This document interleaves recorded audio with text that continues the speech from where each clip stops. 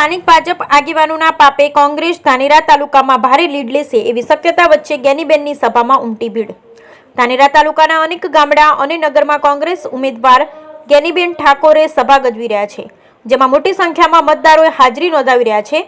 દરેક ગામડા અને ધાનેરામાં મામેરા સ્વરૂપે મતદારોને જ્ઞાનીબેનને દિલથી આશીર્વાદ આપી રહ્યા છે। બીજી બાજુ લોકોના અનેક પ્રશ્નોના ઉકેલની ખાતરી આપતા જ્ઞાનીબેન પણ જોવા મળ્યા હતા। ધાનેરા કોંગ્રેસ જો એકજૂથ થઈ મહેનત કરે તો સમગ્ર તાલુકામાં મોટી લીડ નીકળે એવી પ્રબળ શક્યતાઓ જોવાઈ રહી છે। બીજી તરફ ભાજપ આગેવાનોનું ઘમંડ તોડવા ગામડાના મતદારોની તૈયારી જોવા મળી રહી છે। સતત ભાજપની સરકાર હોવા છતાં યોગ્ય રજૂઆત કરવામાં સતત નિષ્ફળ ભાજપ આગેવાનોના પાપે ધાનેરા તાલુકામાં કોંગ્રેસ મોટી લીડ લે એમાં કોઈ ઇનકાર નથી। ભાજપના દરેક આગેવાન પોતાની જાતને ધારાસભ્ય સમજતા આ વખતે તાલુકાના લોકો ફરી ભાજપ આગેવાનો વટ મતદારો ભોગવશે। કોંગ્રેસ પોતાની જૂથબંધી ભલીને મહેનત કરો તો બનાસડીબેન મેદાનમાં આવશે નક્કી જ છે, પણ કોંગ્રેસ ક્યારે એક બની ભાજપ આગેવાનો વટ ભોગવવા મેદાનમાં ઉતરશે કહેવું મુશ્કેલ છે।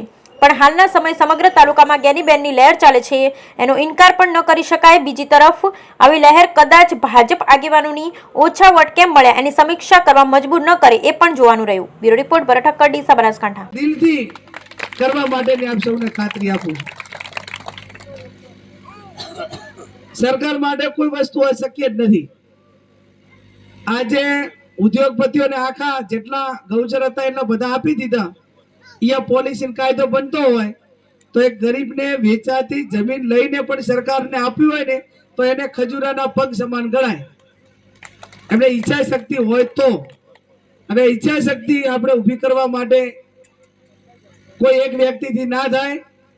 સરકાર હોય, સરકારમાં પોલિસી બને અને પોલિસીના આધારે આવા પરિવારોનો સર્વે થાય અને સર્વેના આધારે આ પરિવારોને નિયમ અનુસાર અને ક્રમ પ્રમાણે જે પ્રમાણે આપવાનું થાય એ પ્રમાણે પૂરેપૂરા પ્રયત્નો અમારા પોતાના તમામ આગેવાનોના રહેશે।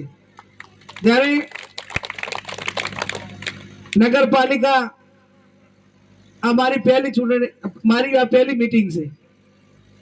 ગ્રામ્ય વિસ્તારમાં મોટા ભાગના તમામ મીટિંગો કરી, પણ નગરપાલિકામાં પહેલી મીટિંગ છે ત્યારે આ વોર્ડ નંબર 1 અને 2 એ 1 ને 2 ના ટોટલ નગરપાલિકાનું મતદાન રાવજી કેટલું છે? 22-23 હજાર, તો મર્યાદિત છે। ડીસા અને પાલનપુર નગરપાલિકાનું મતદાન 1-1 લાખનું છે।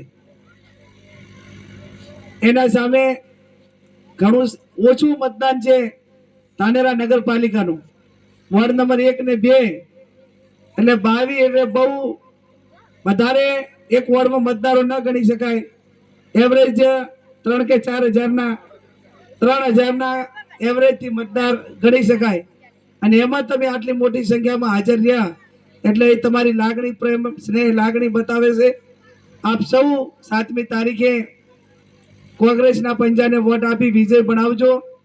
ઠાકોર સમાજને પણ મારી વિનંતી છે કે નથાભાઈ સાહેબે મને ફરિયાદ કરી કે બેન બધાને વોટ આપવા છે પણ તમારા વાળા કોઈ માગવા જ જતા નથી અને માજા વગર તો તાર માએ કોઈ ના હાલે। એક જણનું જાવું તો પડે કે ના જવું પડે? અમને ખબર હોય કે આ બિલકુલ આપવાનો નથી તો આપણે પ્રોટોકોલ થી બોલાથી કે અમારું ધ્યાન રાખજો ને મદદ કરજો। એ પણ પાછળથી તો એમ ના કે અમને કીધું નતું।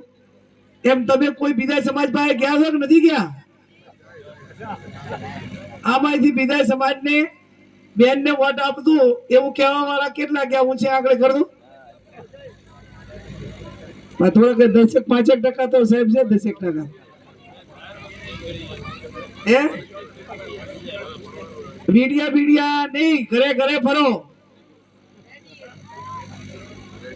સમાજમાં તો રેડી હોય પણ બીજાને વોટ આપવો પણ તમે લેવા દો તો ને।